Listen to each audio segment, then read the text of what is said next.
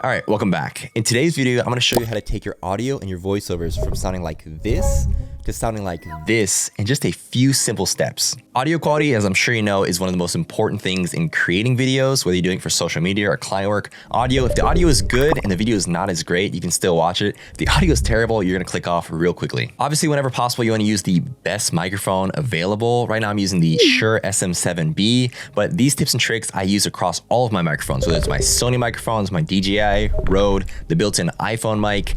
All these microphones, by applying these presets and these effects I'm about to talk about, they help enhance the audio and really take it to the next level. I'm gonna go over 5 effects that I add to every single voiceover audio file, and at the end of this video, I wanna also give you a bonus tip for dealing with music in voiceover plus music situations. I'm gonna showcase this today in Premiere Pro, which is what I use, but if you're using any other editing software, these effects are pretty universal and they should be available in your software of choice. All right, so first up, let me just show you a quick clip of me talking in this studio without my presets and my effects added, and then with these 5 effects added. So first, without. All right, welcome back. In today's video, I just wanted to break down that intro cinematic sequence that you just saw.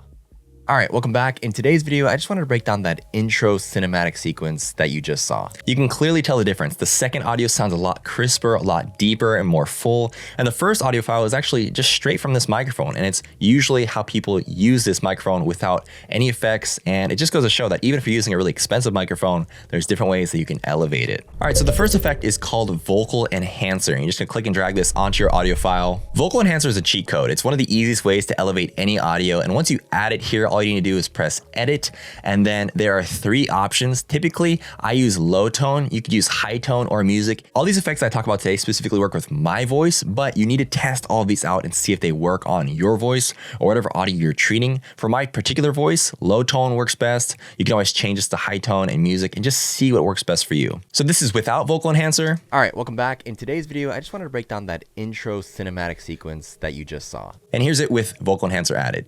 All right, welcome back. In today's video, I just wanted to break down that intro cinematic sequence that you just saw. You can already clearly tell that it sounds a lot more bassy. I'm not an audio expert, but already you can tell there's a clear difference in the audio quality, and it sounds a lot more deep, a lot more bassy, and just a lot more full. So that's the first cheat code. All right, so the second effect we're gonna add is called de-reverb. And once you've added de-reverb, you're gonna go into custom setup and just make sure that this is selected as default. You can select either heavy reverb reduction or light reverb reduction, depending on your recording situation. What reverb does is it basically removes that sort of echo that you have in untreated rooms. So right now I'm recording in my studio, and for this clip I'm recording in my studio, which is untreated. I don't have any like sound panels up, but if you're just recording in a normal situation, you're gonna have a lot of echo because depending on the room size, there's gonna be different things that inflect into your audio source. This basically lowers the ambience and the ambient levels inside your clip source, and you don't wanna use it too much, otherwise it's gonna sound like you're recording underwater. But again, here's the difference between without it and with it. This is without.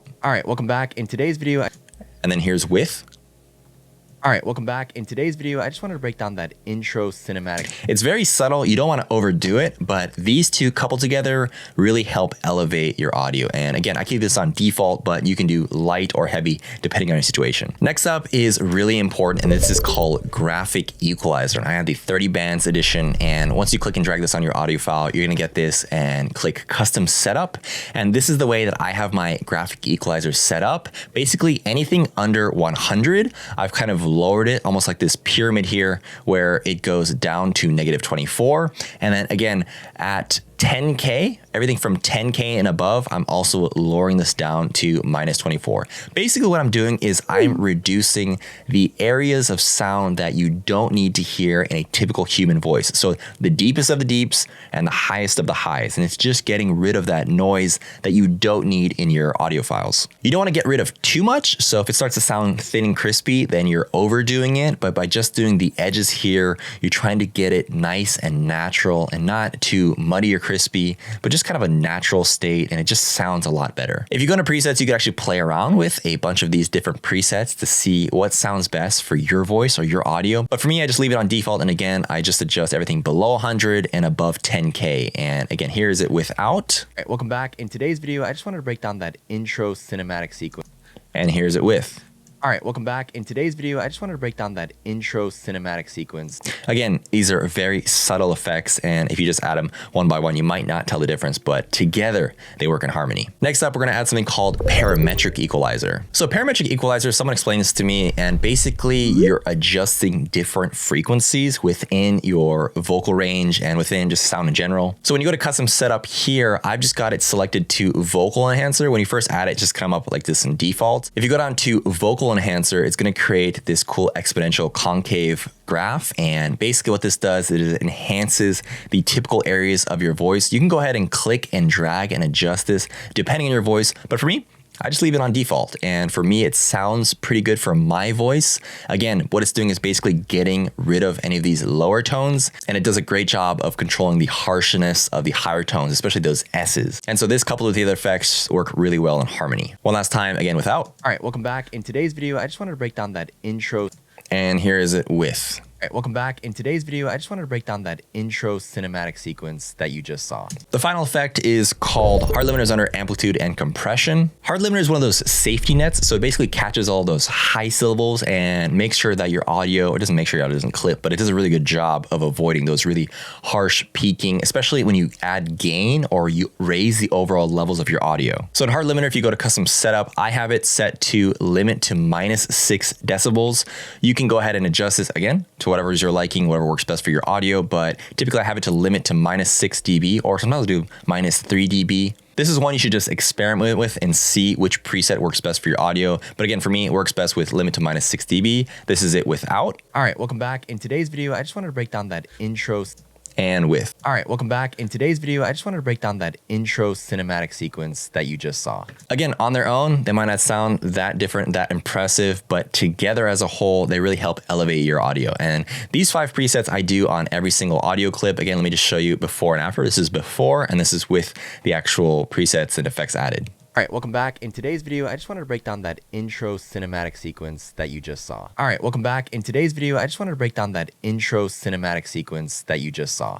The sound is night and day, and this particularly works with my voice because I have a bit of a lower, deeper, I don't know if I have a lower, deeper voice, but it seems like I have a lower, deeper voice, and it just sounds a little more bassy. And so these presets work well with my voice. I've actually made a free voiceover preset for Premiere Pro specifically. So if you just want these specific, I've just talked about each one in detail, but if you just want something that's really easy to just go ahead and add a preset to, I've got a free voiceover preset in my store. It'll be linked down below. But yeah, otherwise you can just go ahead and just right click all these and just export them as a preset. So let me just show you here. If you want to make your own, right click and just save preset. And then whenever you have an audio file, you can just go ahead and add this preset on and it saves you a lot of time. A final little bonus tip here is that when you have music that's coupled with your audio, sometimes you don't want to lower the music gain and just let that play on its own. You want to make sure that your music is really audible, but you don't want it to overpower your vocals.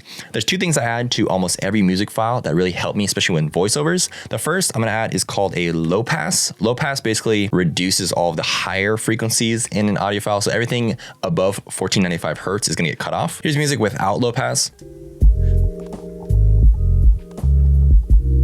And here's with it.